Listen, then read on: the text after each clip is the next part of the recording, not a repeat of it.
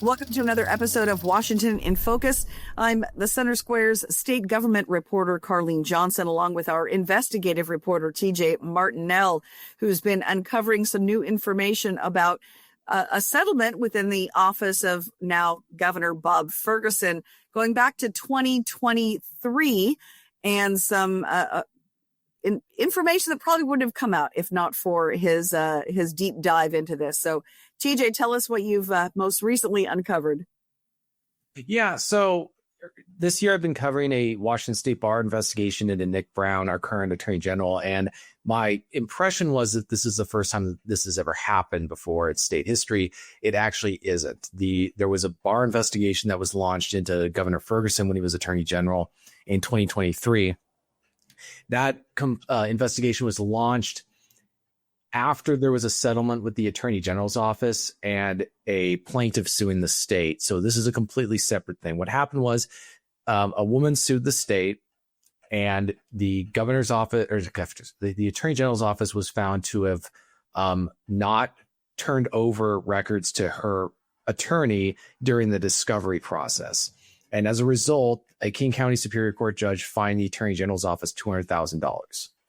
And let's back up just a little bit. Let's back up just a little bit, because that was a hugely significant case, right? This woman with developmental disabilities was put through the ringer. I remember reading some of these documents when this initial complaint was filed and what this woman was put through. I think it's important that people understand the context of how egregious this really was. Yeah, it resulted in a $3 million settlement with the state. And when I say state, I mean taxpayers have to pay for it. So a woman filed a complaint against Bob Ferguson for all this, claiming that he had not done enough to ensure that the rules were being followed. And the investigation was held off until the settlement was finalized in July. Later in 2023, the state bar launched its investigation, got a response from Attorney General Bob Ferguson via Noah Purcell, the Solicitor General, who also responded on behalf of Nick Brown during his investigation. And the argument that Purcell made in his response was effectively, this is how big the Attorney General's office is. It's got hundreds and hundreds of people. You've got a lot of assistant attorney generals. You have, 31 divisions, 20,000 different cases. And the argument was, there's no way that the Attorney General could have known that this was going on, or been able to actively supervise this kind of stuff. This is, it would be like, having a general being blamed for what some private was doing on the battlefield or something like that. That's kind of the argument that they were making. And so the bar, go ahead.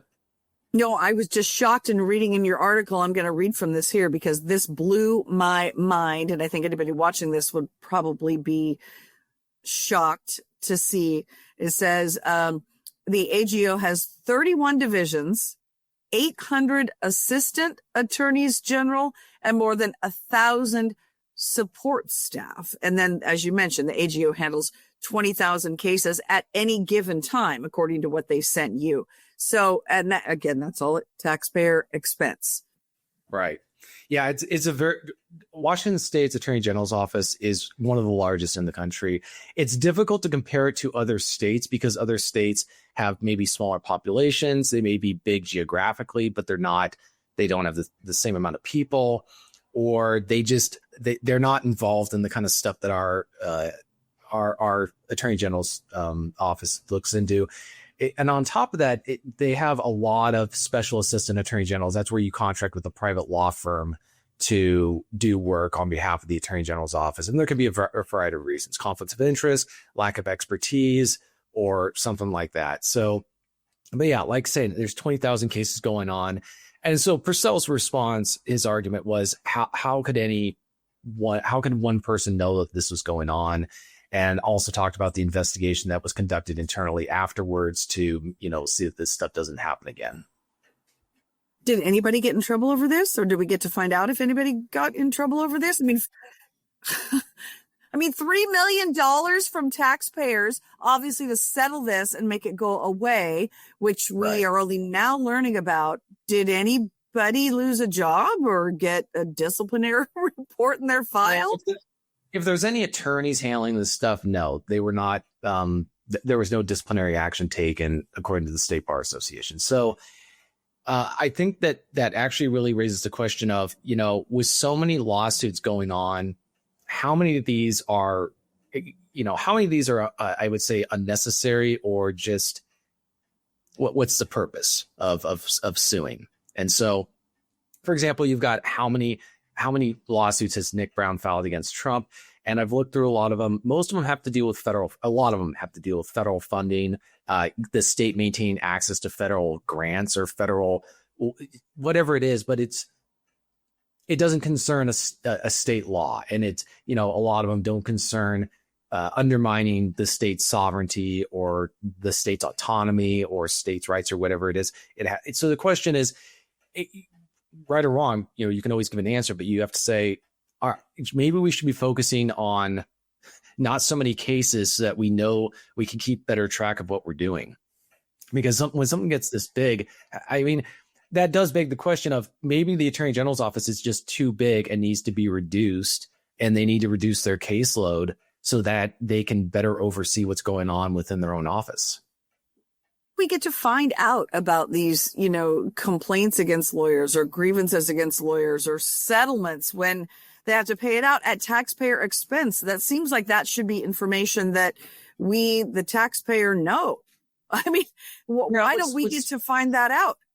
What's complicated and very interesting, and this is something I'm going to be pursuing further, is that the only reason we know about these investigations into Ferguson and Brown is because they're supposed to remain confidential. The WSBA says that they have to maintain confidentiality with their investigations, and yet they're communicating with Ferguson and Brown and others in the Attorney General's office, which makes all those subject to public record. So everything they're saying and doing, as long as they're communicating with them in their positions as public officials, it's public record. So now there was an investigation, and we're still looking into this. There was a complaint that was launched against Ferguson when he was running for governor. That investigation, all further communication was directed to Pacifica Law Group, which is Brown's old law firm, but also Ferguson's attorneys during his run for governor. And so they're also a special assistant attorney generals, just as an aside. But we wouldn't know any of this stuff. And so it really begs the question of, on top of that, the bar was not investigating Ferguson as attorney general. They were investigating him as a private attorney. And yet he was being investigated, as was Brown, for things that they did while acting in a public role. So it really raises the question of whether or not the state Supreme Court, which sets rules for these investigations, should they allow the WSBA to communicate with public entities that turns these communications into public records? Should they allow attorneys to use their public emails as points of contact with the WSBA? Or should they say, no, we cannot communicate with any entity that turns our communications into public record during an investigation? Once we have a complaint and we're looking into it and there's an investigation, we cannot communicate with any public entity in any way that would subject us to public disclosure, I think is. Well, and because TJ, here's my question to you, and this is maybe a little bit broad, but the Washington State Bar Association, in charge of, determining, who's met the requirements to be an attorney in the state of Washington to operate here. It's a very important position, right? And then they also investigate complaints against attorneys. I always thought that there's impartiality there, that's an organization you could certainly trust.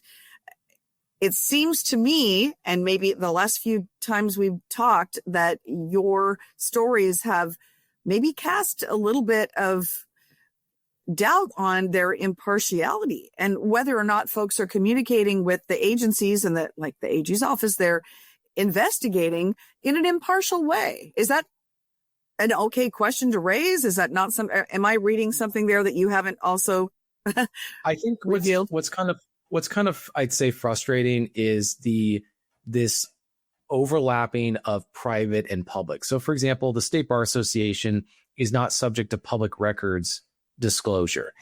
because they're a private entity, yet they are an extension of they are acting as an agent of the state Supreme Court, which is a government entity, and its members are elected. And so otherwise, these records are not, they're exempt unless they communicate with public entities.